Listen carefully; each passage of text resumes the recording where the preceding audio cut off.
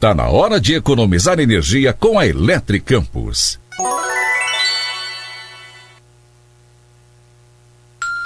Sete horas em Campos.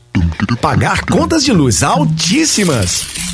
Não mais! Pague até 95% menos na sua conta de energia. Fuja do aumento das taxas. Economize drasticamente instalando um sistema de energia solar na sua indústria, comércio ou residência. Venha para a Eletricampus. Solicite um orçamento pelo telefone 3033 2213. Eletricampus, Rua Formosa, 127, ao lado do estádio do Goitacás. A Unimed Campos está presente na vida de milhares de pessoas na cidade, oferecendo bem-estar, saúde e assistência quando você mais precisa. O Eduardo do Apoio Agrícola, a Simone do Espaço Mais Que Perfeito e a Vanessa do Império das Peças podem contar com a Unimed. Conte você também. Planos Univida Empresarial a partir de 2 vidas, com mensalidades começando por R$ 113,12. Venha para a Unimed Campos. O mercado de tinta evolui a cada dia. Hoje existe tinta para azulejo, para cabo, para piso, para gesso, para madeira, para isso, para aquilo. Tinta para qualquer coisa. A loja precisa de variedade e especialização. Quem não é do ramo fica tão perdido quanto você. Por isso, procure quem realmente entende de tinta e que esteja capacitado para lhe orientar nesse mar de alternativas. Friaça Tintas, a loja que melhor entende de tintas. Acesse friaça.com.br. Tinta é com quem entende. Friaça Tintas. Com a Unicred, você pode ter tudo o que precisa de uma instituição financeira: cartões, seguros, crédito, investimentos, consórcios, cobrança e muito mais. Tudo isso associado a um atendimento premium, que conta com especialistas em saúde financeira e ainda ganhando benefícios. Escolha uma instituição financeira cooperativa que combina com você. Escolha Unicred Norte Lagos. Quem conhece, valoriza. Começa agora o Folha no Ar, primeira edição.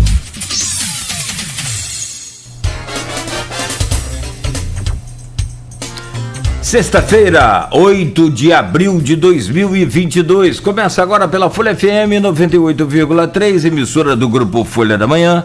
Mais um Folha no Ar, primeira edição. Sejam todos bem-vindos. São 7 horas e 3 minutos em Campos. Um ótimo dia a todos, uma ótima sexta-feira. Vamos às principais informações desta manhã. Hoje uma grande entrevista também, como todos os dias aqui no Folha no Ar. E você pode acompanhar esse programa ao vivo agora pela rádio, ao vivo pelos nossos streams, né, de Face, de YouTube e de Instagram.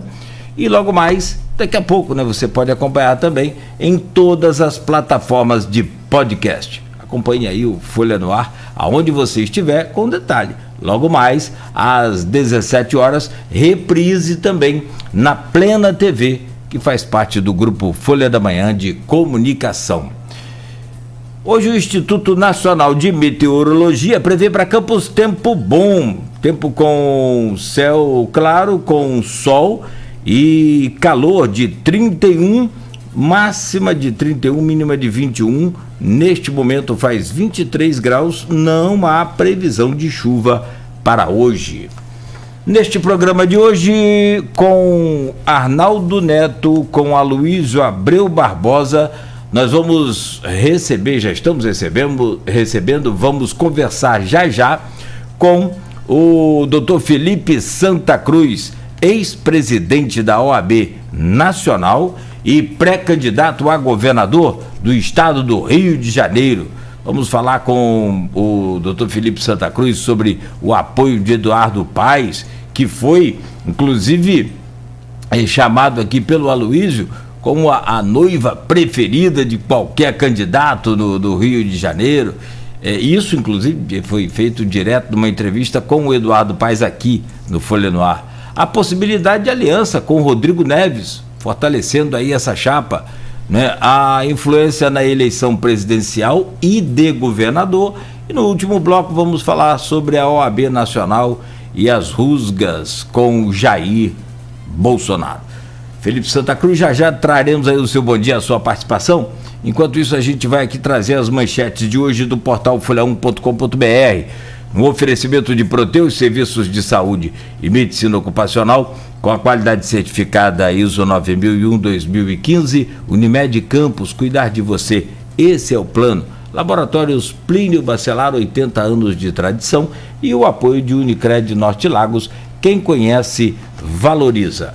São destaques hoje no portal Folha 1. Fumaça e alarme disparado assustam clientes do Bradesco em Campos.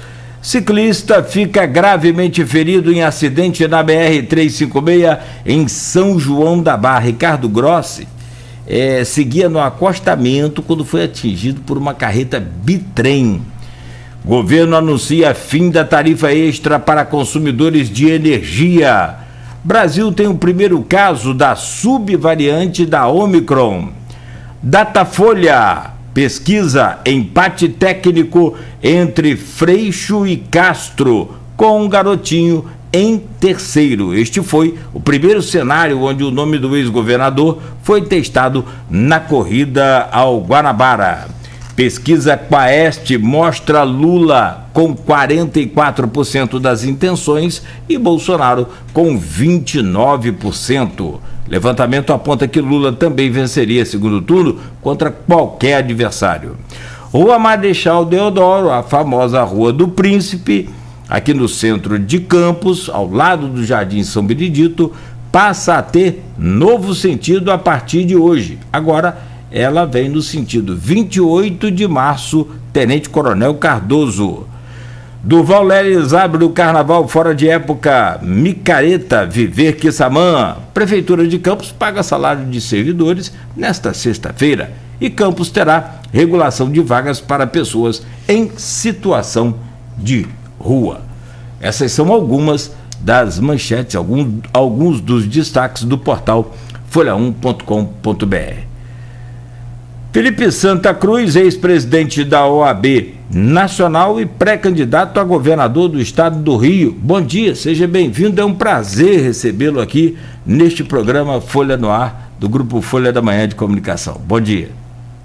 Bom dia, o prazer é todo meu.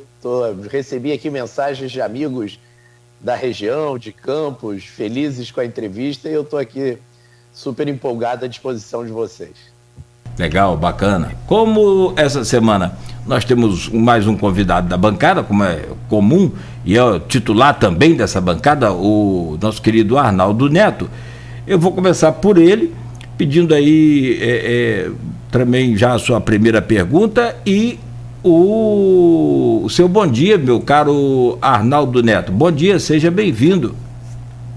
Opa, bom dia, Nogueira, bom dia o nosso entrevistado Felipe Santa Cruz, bom dia, Luiz, bom dia sobretudo você, ouvinte da Folha FM. Então vamos lá, vou engatando já a primeira pergunta. Vou pegar como um gancho, Nogueira, a pesquisa Datafolha que você citou aí agora e um comentário seu na abertura do programa. Felipe, como o Nogueira falou, aqui mesmo no Folha no Ar, em entrevista com o Eduardo Paes, o Paes foi colocado como a noiva preferida. Todo mundo queria o apoio de Paes, né? Todos os pré-candidatos à corrida do Estado. Somente depois surgiu o seu nome como pré-candidato com o apoio do prefeito do Rio de Janeiro. Porém, as primeiras pesquisas não têm mostrado uma desenvoltura muito alta do seu nome, pontuando entre 2 e 3 pontos, agora na Datafolha 3 pontos, nessa sondagem mais recente. O que falta para fazer chegar ao eleitorado do Rio que você é um pré-candidato com o apoio do prefeito do Rio e isso se reverter nas pesquisas? Bem, Arnaldo, primeiro falta que eu seja conhecido. Eu sou conhecido de um pequeno setor, né? Setor de classe média, basicamente, setor da advocacia, pessoas que têm interesse maior pelo debate público. Nós sabemos que não é essa a realidade da grande maioria da população do Rio de Janeiro, que hoje está mais preocupada em sobreviver, né? Ela tem problemas maiores para tratar do que saber quem é o Felipe Santa Cruz. A pesquisa de ontem mostra, e isso é muito preocupante para nós que somos apaixonados pelo nosso estado, que quase 50% dos fluminenses não têm candidato ou não vão votar. Isso já tem acontecido nas últimas eleições, uma abstenção maciça, voto em branco e nulo maciços. O Rio de Janeiro é dos piores estados, talvez com o pior percentual, mais baixo percentual de jovens querendo título entre 16 e 18 anos. E o que a pesquisa mostra, basicamente, é desesperança. Nós estamos muito convictos que na hora que a comunicação se der, dos projetos que temos para o Rio de Janeiro, da experiência administrativa que o PSD tem, principalmente na Prefeitura do Rio de Janeiro, nós vamos subir nas pesquisas. E já vamos ter agora um espaço para isso, que são as inserções partidárias, que começam no início de maio, onde certamente eu serei mais conhecido. Então as pesquisas nesse momento não nos preocupam.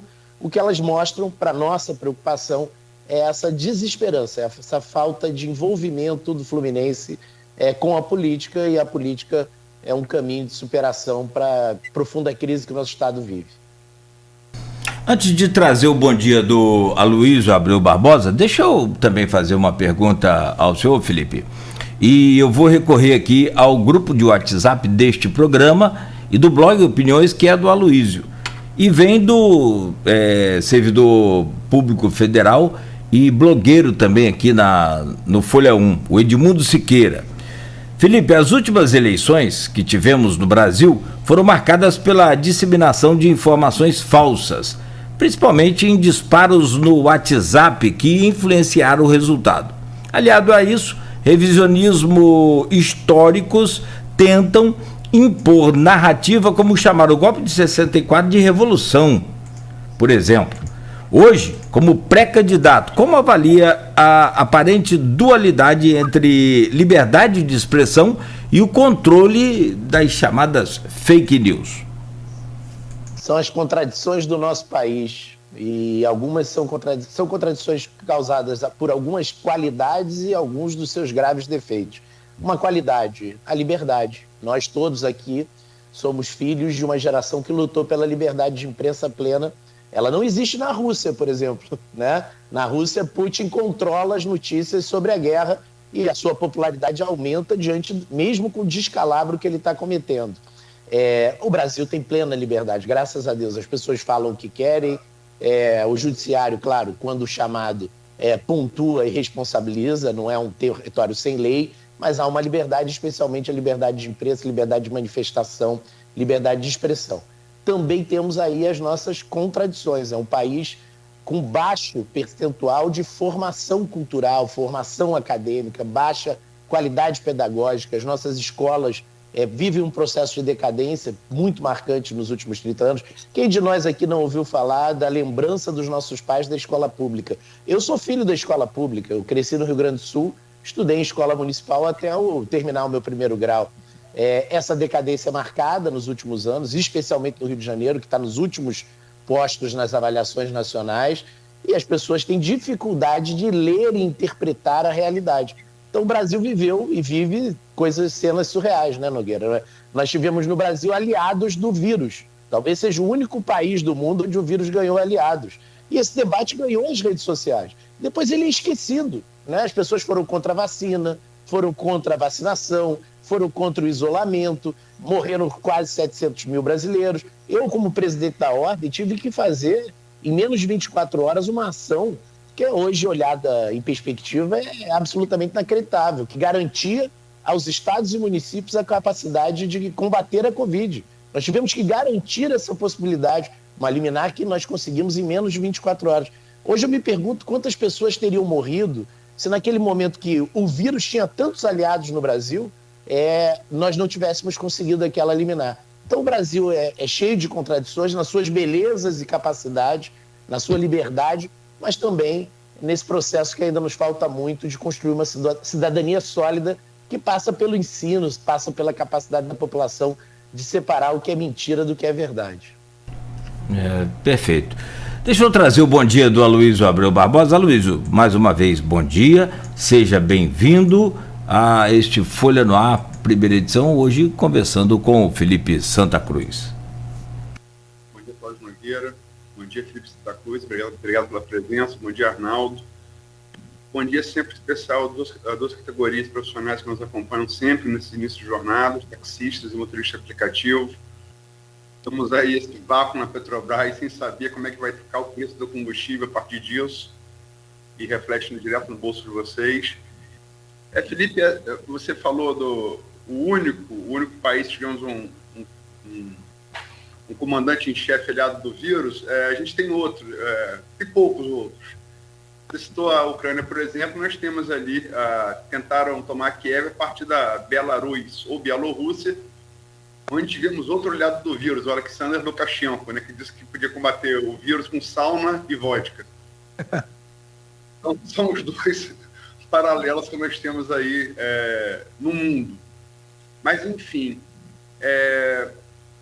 você tem o PSD com a sua pré-candidatura e já ocorreram reuniões com o ex-prefeito de Niterói, Rodrigo Neves, falou reuniões do prefeito do Rio, Eduardo Paes, no sentido de uma possível aliança. Que critério Arnaldo citou e Nogueira citaram, a pesquisa, né? E o Rodrigo Neves aparece ali em quarto, né? O terceiro ficou Garotinho. Que critérios serão estabelecidos para definir entre a sua pré-candidatura ou o apoio à pré-candidatura de Rodrigo Neves? Bom dia.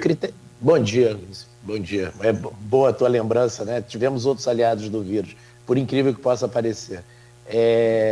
O critério é político, né? O critério é uma discussão que passa pelo palanque nacional. O PSD do Rio hoje está disposto a apoiar o candidato do PDT e óbvio que o PSD não pode ser, então, um adendo, um apêndice do PDT.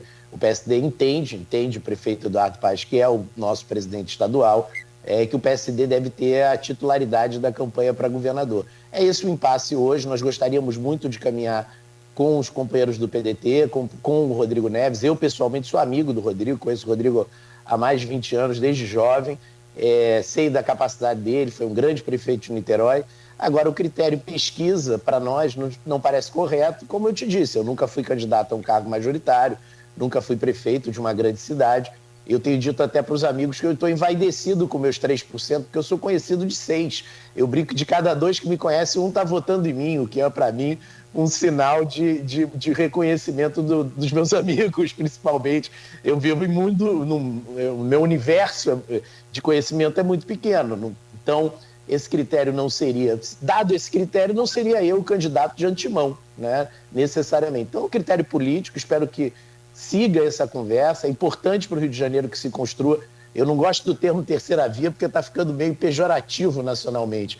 Mas se há um estado onde é possível montar uma via alternativa entre a polarização do bolsonarismo e uma visão também polarizada, digamos assim, no campo do presidente Lula, mais à esquerda, é o Rio de Janeiro, um campo que é possível construir um palanque progressista. Eu me entendo uma pessoa progressista, um palanque de centro-esquerda, centro-direita, com chances de vitória. Você falou em critério político para definir. E a gente tem que ver, são vários, é um xadrez, né? São várias peças nesse tabuleiro. Os últimos movimentos apontam para um esgarçamento da possibilidade de aliança no Rio de Janeiro entre PT e PSB, não PSD, PSB, Partido Socialista Brasileiro, que tem aí o líder das pesquisas, né, em todas as pesquisas da corrida do governador, o Marcelo Freixo. Né, passa por várias coisas, quem vai ser senador, se Molon, se o presidente da Assembleia... Travou aí a conexão do Aloysio ou travou só para mim aqui? Travou para mim também. Travou, Aloysio. Presidente da Assembleia, né? Parou em presidente da Assembleia, Aloysio. Oi, estão me ouvindo? Agora sim, perfeito. Desculpe, um problema técnico, não sei o que houve. Mas tem muitas variantes nessa aliança entre o PSB e o PT, que estão esgarçando. Eu falei da disputa do Senado, é uma vaga só, e sendo federação tem que ser entre Molon e Siciliano. Mas se essa aliança entre PT e PSB realmente se esgarçar, e se o PT apoiar Rodrigo Neves, que foi do PT, foi prefeito de Niterói pelo PT, isso não pode ser um ingrediente político a favor dele? O apoio do Aloysio, o apoio do PT, hoje, eleitoralmente, estamos fazendo análise eleitoral. O apoio do PT não, o apoio do Lula. É o apoio mais importante no Rio de Janeiro, né? As pesquisas estão mostrando que o Lula transfere aí 26% dos votos, chega a uma transferência muito alta no Rio de Janeiro.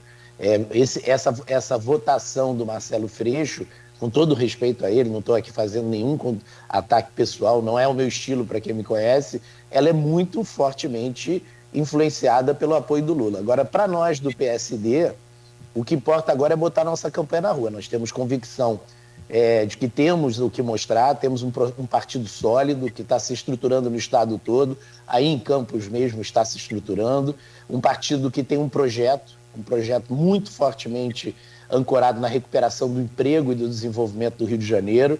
Nós estamos abertos ao diálogo, né? Até pelo meu perfil, pelo perfil do Eduardo, mas nós agora vamos para a rua. Hoje, por exemplo, eu vou com o Eduardo para Queimados, nós vamos começar a fazer visitar a estruturação desse partido.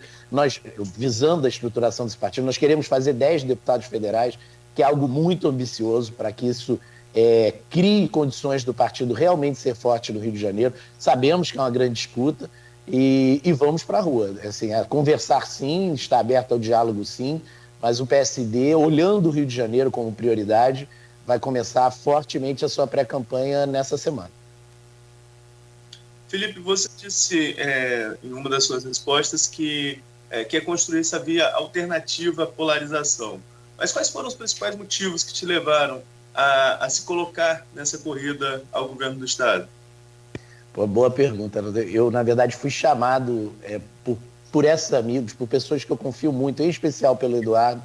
Ele me fez uma pergunta que tocou meu coração, né? Disse assim, eu tenho escritórios, me orgulho muito da minha advocacia, minha e da minha esposa, nós nos conhecemos no primeiro dia de faculdade, são 30 anos que nós demoramos, fizemos agora em março para construir o que construímos. Eu tenho escritório aqui, tenho escritório em Brasília, tenho escritório em São Paulo, e o Eduardo fez a seguinte pergunta: você é um apaixonado pelo Rio, quem me conhece sabe disso.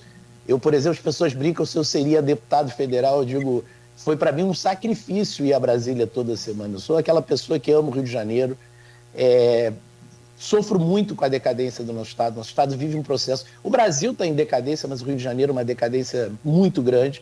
E aí recebi esse chamado de ser uma pessoa da esfera privada, como eu estou dizendo aqui, para contribuir com esse debate público. O que eu posso trazer para esse debate é isso que você está vendo aqui, o que eu entendo do mundo, a representação das forças políticas que eu represento e essa vontade de contribuir com o debate público. De mim não se espera ataque pessoal, eu sou um advogado, essencialmente, né? As pessoas estranharam que eu fui ao aniversário do governador. Existe profissão mais caracterizada pela capacidade de conviver com a divergência que a advocacia? Então, é isso que eu falo em construir uma alternativa à polarização. Eu não estou diminuindo as pessoas que estão polarizadas, mas nós temos que voltar o debate público para o que importa. É isso que me atrai nesse momento, e eu tenho certeza que com o apoio do Eduardo, com a força do PSD, e espero de outros partidos, já tem o PSDB se aproximando, o Cidadania, nós vamos construir uma candidatura forte com chances de vitória. Volto a esse ponto, com chances de ter o espaço de poder necessário para transformar a vida da população do Rio de Janeiro, que é o que importa. Política, como eu falei, é tabuleiro de xadrez. Você sempre joga com várias jogadas, pensando várias jogadas à frente. Eduardo Paes nesse ponto, é um grande xadrista, né? Ele sempre está projetando muito para frente. Como você falou na resposta à pergunta de Arnaldo, o chamado dele, né, que fez com que você lançasse sua pré-candidatura, inegavelmente o apoio dele é a sua maior força, né, nessa disputa. Eduardo Paes é prefeito do Rio, vai sair, né, foi eleito agora em 2020, vai sair em 2024. Temos essa eleição de 2022, em que se especula muito também na mídia nacional que um apoio do Eduardo, por exemplo, a Castro, que está aí como segundo colocado nas pesquisas e tem a máquina na mão, se ele indicasse o vice de Castro, por exemplo, ele se reelegesse em 2024, que é bem possível, né? tem feito um governo bem avaliado, que ele poderia, na eleição seguinte, ficar com o controle da prefeitura e do governo do Estado, o que tornaria uma força nacional. Como é que você vê essa especulação, essa possibilidade? Luiz, eu acho que todos nós que acompanhamos a política temos essa tendência. Eu concordo contigo que é um xadrez, tem esse lado estratégico, tático. Agora, de olhar a política sob a ótica dos intérpretes da política. É como se os políticos escolhessem o povo e não fosse o povo que escolhesse os políticos. Eu acho que o desafio para o Eduardo e o desafio para os políticos do Rio de Janeiro é hoje. Ele está na data de hoje. Nesse exato momento, quem está nos ouvindo tem dificuldade de pagar o combustível, tem dificuldade de acesso ao transporte público, tem dificuldade... Hoje é sexta-feira, vai para o supermercado com dificuldade de comprar cervejinha para o final de semana, mudou a carne que fazia para os seus filhos, quando é que tem carne. Esse supermercado da Zona Sul do Rio de Janeiro com propaganda de carcaça de frango. Isso seria impensável há 10 anos. A nossa resposta, a política tem que dar resposta ao povo. É assim que eu vejo a política. A nossa resposta, a resposta política, institucional do PSD tem que ser para o povo. Então o PSD tem que ter uma campanha hoje que fale ao povo do Rio de Janeiro.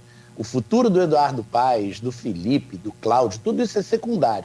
É isso que o Eduardo pensa e que eu penso. Agora, obviamente, vencido o enorme desafio do Rio de Janeiro, ou mitigado, diminuído o sofrimento do povo do Rio de Janeiro, há desdobramentos políticos para o futuro. Então, nós estamos optando por uma candidatura própria, que fale com a população, que busque soluções para esses dramas concretos. Esse jogo de xadrez da política, para nós, ele é secundário em face do que eu chamo de interesse público. Eu chamo, o Eduardo chama, e os quadros que nós estamos atraindo...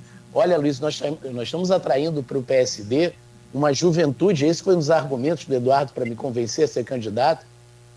Eu fiz 50 anos no domingo. Nós temos que deixar esse Estado um pouco melhor para essa juventude que vem aí. Qual vai ser o legado da nossa geração? Um Estado com decadência profunda na parte de industrialização, sem emprego, né? Nós temos um índice de empregabilidade hoje, o pior do Brasil. O 18º estado do Brasil em receita per capita por habitante, o estado que já foi uma potência nacional. Aliás, é visto pelo Brasil como uma potência que não é mais, né?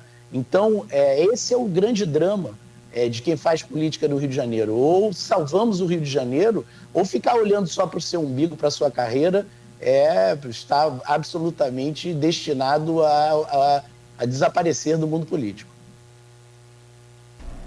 Felipe Santa Cruz, nessa união aí que você já citou, o Rodrigo Neves, ex-prefeito de Niterói, esteve aqui também neste programa, e como pré-candidato a governador. E eu te pergunto, quem vai ser o cabeça de chapa então nessa disputa aí? Você ou o Rodrigo? Eu não vejo disputa, eu respeito muito o Rodrigo. O que eu vejo o PSD está disposto a ter uma candidatura própria no Rio de Janeiro. Nós temos um presidente nacional, que é o Gilberto Kassab, o presidente estadual, que é o Eduardo Paes. São pessoas com toda a legitimidade para isso. Nós avaliamos a hipótese de alianças, as alianças que nós queremos, e queremos alianças, óbvio que queremos. É necessário chamar homens e mulheres que integram todas as forças políticas para esse processo de recuperação do nosso Estado. Esse processo precisa de todos e de todas. Agora, nós temos hoje convicção que o caminho do PSD é ter uma candidatura própria. Então, a partir desse momento, eu digo assim para você. Eu espero e confio que o PDT venha conosco, mas eu sou candidato a governador do Rio de Janeiro. O Nogueira fez a pergunta, eu amplio um pouco ela. Há possibilidade de composição tanto com o Rodrigo Neves quanto com o Cláudio Castro? Com Cláudio Castro, nenhuma. Sendo muito objetivo, por uma razão objetiva. Por várias razões. Primeiro, que o governo do Cláudio fez uma opção de sobrevivência pela entrega do governo às forças políticas. Eu acho que faz parte, é uma escolha legítima, mas é um governo que tem muito pouco a oferecer do que nós queremos, né? Nós queremos um governo com capacidade de realização, um governo técnico, claro que com política também, mas com política voltada a resultados, e nós estamos vendo aí os resultados. Você vê, você entregou a Secretaria de Transporte unicamente para o mundo da política, colapso na Supervia. Você vende a SEDAI. O Rio de Janeiro tem agido, Luiz, como aquela... Eu tenho usado essa imagem, que eu acho que é a imagem que mais se apropria. Você lembra aquelas famílias nobres de antigamente, do Rio de Janeiro, meio aristocráticas, né? Meio nobres, herdeiras do império que sumiu? Elas eram muito ricas e muito nobres, né? O Rio de Janeiro age como essas famílias, ele vendeu o seu último quadro de valor, que é a SEDAI. Se vai dar certo ou não a privatização da SEDAI, nós vamos descobrir em poucos anos, né? A população vai descobrir. Agora, o dinheiro da SEDAI já está no caixa do Estado. O Estado passa a agir como se rico fosse, como se estivesse nos anos 40 e 50 e fosse o Estado mais rico do país, né? Ele passa a fazer um discurso de riqueza quando está em regime de recuperação fiscal. Então, ele está rico, mas está no Serasa. Ele está rico, mas está sem crédito. Ele está rico, mas é a União Federal que está pagando suas dívidas. Então, nos parece que esse projeto não é um projeto a médio e longo prazo aceitável. E, além de tudo, o Cláudio fez uma opção, né, com todo respeito, mas uma opção para nós que parece não é cabível no PSD, que é a opção pela continuidade do governo Jair Bolsonaro. Volto a dizer, nada pessoal contra o presidente Jair Bolsonaro, mas é o pior governo da história do país, o governo aliado do vírus, é o governo que não entregou nada. Aloysio, o presidente Jair Bolsonaro fez uma reunião de ministério no ano de 2022. Para quê? Para tratar da desincompatibilização dos seus ministros. É um governo que faz a política pela política, né? Não tem qualquer projeto para o Rio de Janeiro. Você já parou para pensar que talvez seja a primeira vez na história desse país que o Rio de Janeiro tem o presidente da República, o governador e os 3 senadores do Rio de Janeiro no mesmo partido e todos aqui interligados no mesmo partido no nosso estado? Eu te pergunto, o que eles trouxeram para o Porto do Açu? Qual foi o emprego que eles trouxeram para Campos? Qual foi efetivamente, com todo esse discurso de riqueza que o governador vem fazendo, qual foi efetivamente o resultado na vida das pessoas? Você que está aí me ouvindo, que vai encher o tanque daqui a meia hora, vai ter que... Isso é quase que uma experiência traumatizante. Precisaria de um apoio psicológico depois de encher um tanque de gasolina no Brasil hoje, ou de diesel ou de álcool. E, veja, álcool falando de uma indústria que o Brasil vem desenvolvendo há anos. Então, assim, é um governo sem resultado, sem projeto. O PSD quer e tem projeto para a população, então nós não teríamos como apoiar o governador Cláudio Castro, de forma muito franca, de forma direta, e esperamos o apoio ainda do PDT, como vamos ter do PSDB, do Cidadania e de outros partidos que queiram fazer parte conosco desse movimento de recuperação do Estado. Felipe, só para, sim, absolutamente fazer advogado, porque advogado aqui é você, do governo Castro, mas assim, tem 2 coisas importantes em Campos que acontecem por iniciativa do governo. A primeira foi a reabertura do restaurante popular, que foi uma parceria do governo do estado com o município. E a segunda, nosso Campos tem 2 grandes hospitais públicos, o Ferreira Machado e o Hospital Geral de Guarulhos. E o segundo está sendo reformado também com verbas estaduais. Então, só para pontuar isso, que são fatos. Aloysio, justiça feita, então, receba essa, digo que é pouco. Digo que é pouco para o que o Rio de Janeiro precisa, e digo que mais. É óbvio que alimentação, cuidar dos mais pobres nesse momento, isso aí aqui na Prefeitura do Rio de Janeiro nós também já botamos todos esses projetos de pé de novo. Óbvio que saúde, né, é central e nós precisamos e vamos. Basta ver que depois que o prefeito Eduardo Paes assumiu, a verdadeira condução, ele foi um dos condutores nacionalmente da luta contra a Covid. Agora, nós precisamos... veja, você sabia que Campos tem menos empregos na área agrícola do que a cidade do Rio de Janeiro? Já parou para pensar nisso? Empregos formais. Né? Nós precisamos que o Estado invista efetivamente em obras estruturantes que mudem esse eixo de desemprego e desesperança do povo do Rio de Janeiro. Né? Você sabia que o Porto do Açu, que talvez tenha sido e é a maior esperança do povo do Rio de Janeiro, não tem investimentos concretos do Estado na sua infraestrutura que possam fazer essa diferença? Então, eu digo para você, é pouco. Um Estado com a força do Rio de Janeiro, cuidar do hospital, não estou dizendo que não é importante, cuidar do hospital, cuidar da alimentação, da situação de emergência da fome, é pouco, mas muda muito pouco a médio e longo prazo a vida do morador de Campos e da sua região. Nós precisamos de emprego e renda. O Estado do Rio de Janeiro precisa de emprego e renda e precisa de um governador que tenha autoridade para trazer de volta para o Estado investidores. Os investidores estão com medo do Rio de Janeiro. Então, eu acho que é pouco e, para deixar muito claro, feita a justiça aqui para o que o governador está fazendo em Campos. Felipe, nós tivemos uma mudança partidária aqui em Campos na semana passada, há uma semana, quase que no limite aí da janela, né? Com a saída do prefeito de Campos, Vladimir Garotinho, do PSD. Também a chegada do segundo colocado, que foi o pré-candidato a deputado federal Caio Viana, além da nomeação também do vereador Bruno Viana, que é pré-candidato a deputado estadual também pelo seu PSD. Como que essa saída de Vladimir pode ou não atingir aí as pretensões do partido aqui em Campos e, por influência de Campos, na região? Estamos muito confiantes com o Caio, com o Bruno. Como eu te disse, é um partido novo, renovado. Quero mandar meu abraço ao nosso diretório aí de Campos, aos nossos companheiros do PSD, e com todo respeito ao prefeito, uma pessoa muito gentil, com quem tenho, as poucas vezes que tive a melhor impressão. Nós temos um projeto, e esse projeto está em Campos muito bem representado pelo Caio, pelo Bruno. Estamos muito animados com a perspectiva do ingresso dos dois no partido. O Eduardo tratou disso pessoalmente, é uma vitória do Eduardo. Alguns outros partidos, inclusive, ficaram entristecidos, chateados, mas isso é parte da política, como disse o Aloysio, do xadrez da política, e para nós foi uma grande vitória a entrada do Caio e também aí a pré-candidatura do Bruno em Campos. Felipe, você é conhecido, para além do meio dos advogados, como pessoa progressista, né? Vamos falar aqui, no terceiro bloco, entre as rusgas aí com o presidente Jair Bolsonaro. Você é filho, né, de uma pessoa que tomou em armas contra a ditadura e foi morto por ela, né?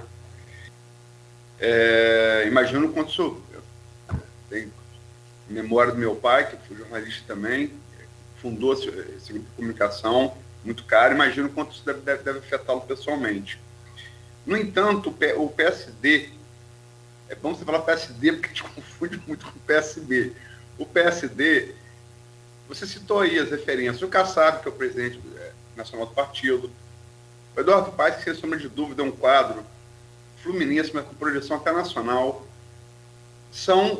Eduardo Paes veio lá do governo César Maia, subprefeito da Barra, veio pelo DEM, né? São figuras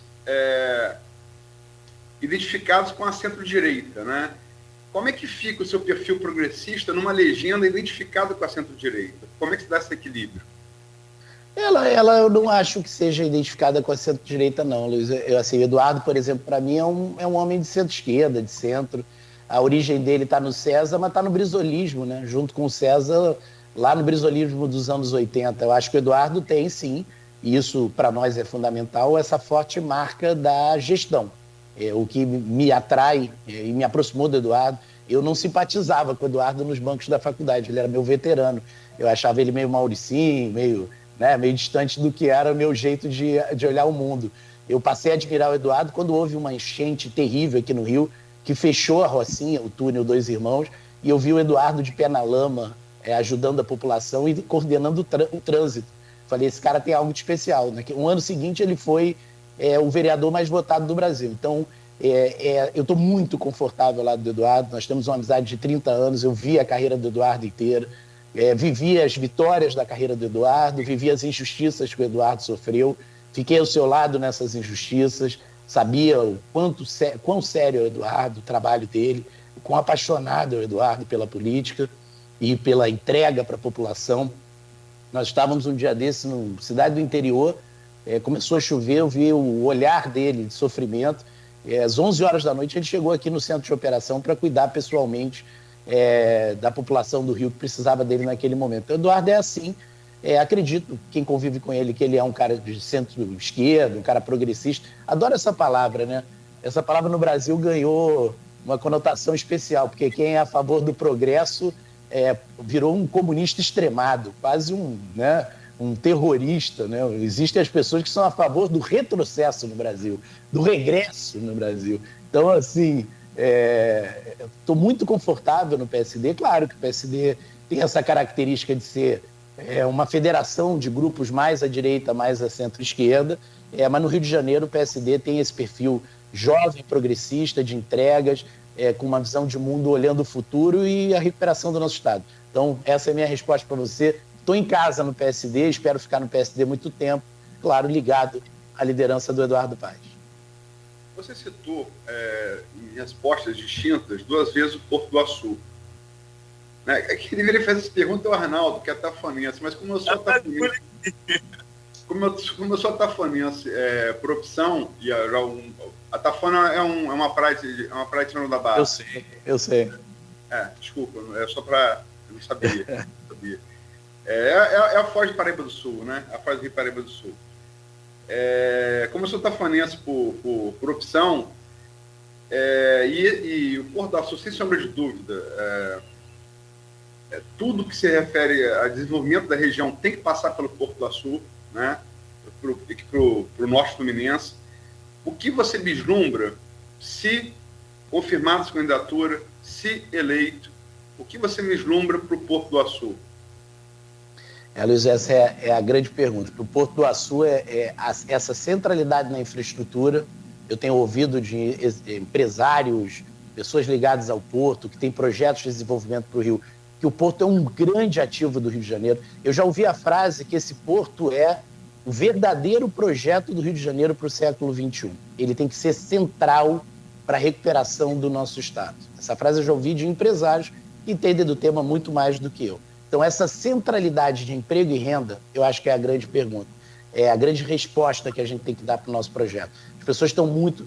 no Rio de Janeiro, o que falta é emprego, né? A segurança pública é um grave problema do Rio de Janeiro, e pela minha área de atuação, as pessoas perguntam muito sobre segurança pública. Sim, mas a segurança pública, ela tem soluções que podem melhorar a qualidade da segurança. Mas se nós não dermos esperança e emprego, principalmente à juventude do nosso Estado, nós vamos ter um Estado em permanente decadência social e um Estado que vai gerar um ambiente de violência necessariamente. Então é essa centralidade que primeiro vai ser resgatada com transparência e honestidade. Olha, Luiz, parece pouco, mas eu fui conversar com os empresários de São Paulo, fui chamado para uma dessas mesas onde você conversa com o PIB, eu e o Eduardo. E as pessoas têm medo de investir no Rio de Janeiro. O Rio de Janeiro é um estado hostil ao investimento privado. Nós precisamos atrair esse investimento para que a gente possa gerar emprego. A gente tem que fazer uma profunda reestruturação do nosso mapa de crescimento, das regiões do estado do Rio de Janeiro. Quais são as nossas vocações? Essas vocações estão esquecidas. Elas estão esquecidas.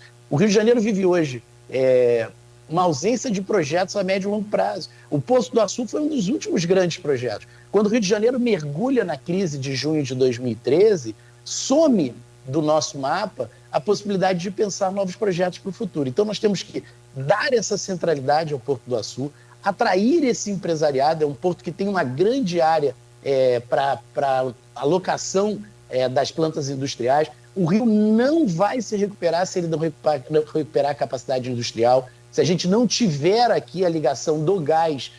Eu acho incrível as pessoas olhando a guerra da Rússia com a Ucrânia e vendo a centralidade do tema gás, né? A grande discussão, a Europa discutindo gás numa posição absolutamente central para o desenvolvimento do emprego e da indústria, e o Rio de Janeiro sentado num berço esplêndido de gás, não ter um projeto verdadeiramente ousado que leve esse gás para essa região e esse gás possa ser, com a inserção das indústrias, um gerador de empregos. Eu te pergunto qual é a grande última notícia de geração de empregos no Rio de Janeiro. Não tem. Nós estamos há quase 8 anos, quase submersos, imersos numa realidade de negativa, de pessimismo. Então vamos recuperar isso, e esse é o grande ponto que nos faz não ter hoje o número de empregos que tínhamos em 2014. Empregos com carteira assinada, empregos, ocupações formais que possam acudir a nossa população.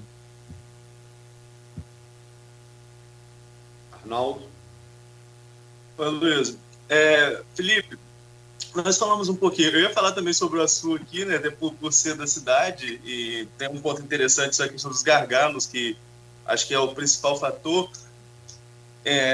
Acho que vou ter que continuar nessa linha mesmo. O governo do estado tem algumas propostas para a região do Açu. Por exemplo, uma via que tire o trânsito da BR-101 e ligue direto ao Porto do Açu sem passar por dentro da cidade de Campos. Esse é um grande desafio. Existe outro desafio vinculado ao governo federal, que é a questão da EF-118, da Estrada de Ferro, que vai ligar um dia Vitória ao Rio de Janeiro. Essa questão da infraestrutura, Felipe, parece muito cara aqui para a gente.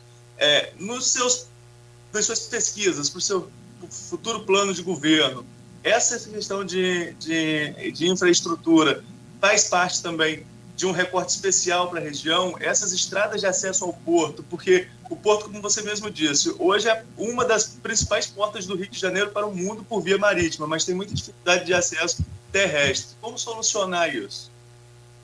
Aí, veja, é essa a minha crítica. Eu volto a dizer, quando eu faço uma crítica, Arnaldo, que eu tenho o maior respeito pessoal por todos os envolvidos, eu não sou uma pessoa que gosta de ataque pessoal. Mas veja, nós estamos aqui discutindo coisas do arco da velha, discutindo a tortura ou não na ditadura, é um negócio inacreditável, a figura histórica de torturadores, discutindo o vírus, se devemos ou não nos proteger do vírus, discutindo quando nós deveríamos estar discutindo esse tema, infraestrutura, emprego, renda, um estado com 1,5 vezes a população de Portugal, 92 municípios, um estado pequeno territorialmente, o quarto menor do nosso país, não tem um plano estruturado de crescimento e desenvolvimento. Não tem. Qual é o plano estruturado para a região de Campos? Não tem. Nós vivemos de mitos. É o mito do petróleo, é o mito nós vamos receber uma recompensa, uma compensação porque perdemos a capital ou porque a fusão foi mal feita. É um chororô, desculpa dizer, é o estado que não assume o seu protagonismo, o seu desenvolvimento. Enquanto isso, São Paulo vai tomando tudo. Minas Gerais e São Paulo vão tomando todos os empregos, todas as indústrias, o subsídio. Então, é essa centralidade que eu quero dar. Eu te pergunto, o que é esse governo federal? O governo federal fez uma opção. Qual foi a opção? O investimento hoje está na mão do orçamento secreto. É um estado com pouquíssimo, o estado lato, a União Federal, os estados com pouquíssima capacidade de investimento. Você sabe qual é hoje o orçamento da Embratur para fazer eventos? Por exemplo, se a Embratur quiser fazer um evento aí perto, na região dos Lagos, se a Embratur quiser fazer um evento em Campos, atraindo pessoas para conhecer a região, o orçamento total da Embratur para esse ano para investimento é de 20 milhões de reais. É incapaz de fazer uma feira. Então, assim, esse estado que nós montamos, que está montado hoje, que eu digo, é o estado que pertence aos políticos, não aos interesses da população, ele, inclusive, tira a capacidade de investimento em infraestrutura. E aí nós ficamos comemorando pequenas migalhas que são dadas à população. Se nós não atacarmos esse problema central, ou seja, as estradas do Porto do Açu, as nossas relações tributárias com o resto do país, o Rio de Janeiro é dos estados que menor fatia recebe do que recolhe para a União. Recebe 40 bi de aproximadamente 170 que recolhe. Alguns estados do país recebem mais do que recolhem. Ninguém fala isso. Você tem alguma dúvida, Arnaldo, que quando subir mais $10 o petróleo, e eu tenho ajudado a luta do Rio de Janeiro como advogado, vai começar a pressão no Supremo para tirar o royalty do Rio de Janeiro? Eu não tenho dúvida nenhuma. Eu tenho zero de dúvida. Eu estou anunciando aos governantes do Rio de Janeiro. Daqui a 6 meses começa uma pressão pública para tirar os royalties, que hoje são a sobrevivência dos estados, dos municípios do Rio de Janeiro. Então, assim, é essa falta de plano a médio e longo prazo que eu estou criticando. Eu não estou criticando as pessoas. Não adianta você fatiar o teu governo entre as lideranças, não adianta você entregar o teu governo para quem pensa na sua reeleição legitimamente e não pensar no Estado a médio e longo prazo. No Estado onde cada vez mais as pessoas estão trabalhando em funções precarizadas.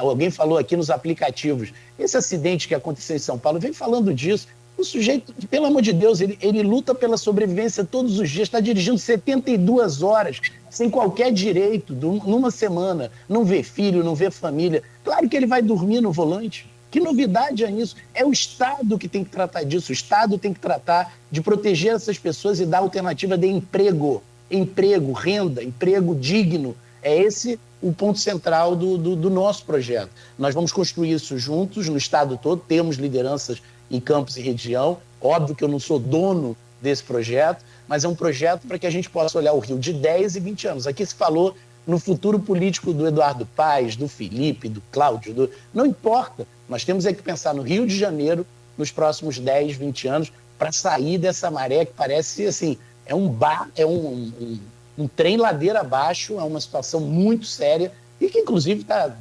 deixando que o resto do país olhe o Rio com uma situação até de preconceito. O Rio de Janeiro está virando chacota no ambiente nacional. Infelizmente, né? Com todo o potencial que nós temos, infelizmente, chegamos a essa situação. Felipe, vou pedir licença rapidamente a você para a gente fazer um rápido intervalo, né? Tem muito assunto, tem muita coisa para falar do Rio de Janeiro, a segurança, estava doido para falar aqui, mas não dá tempo. Vamos para virar a chave daqui a pouco para a eleição presidencial, né? E a gente segue também nessa influência aí para a eleição de governador. Em instantes voltaremos com o Folha no Ar. Oferecimento de Proteus Serviços de Saúde e Medicina Ocupacional, qualidade certificada ISO 9001-2015, também de Unimed Campos, cuidar de você. Esse é o plano. Laboratórios Plínio Bacelar, 80 anos de tradição em Campos e região. E o apoio Unicred Norte Lagos, quem conhece, valoriza.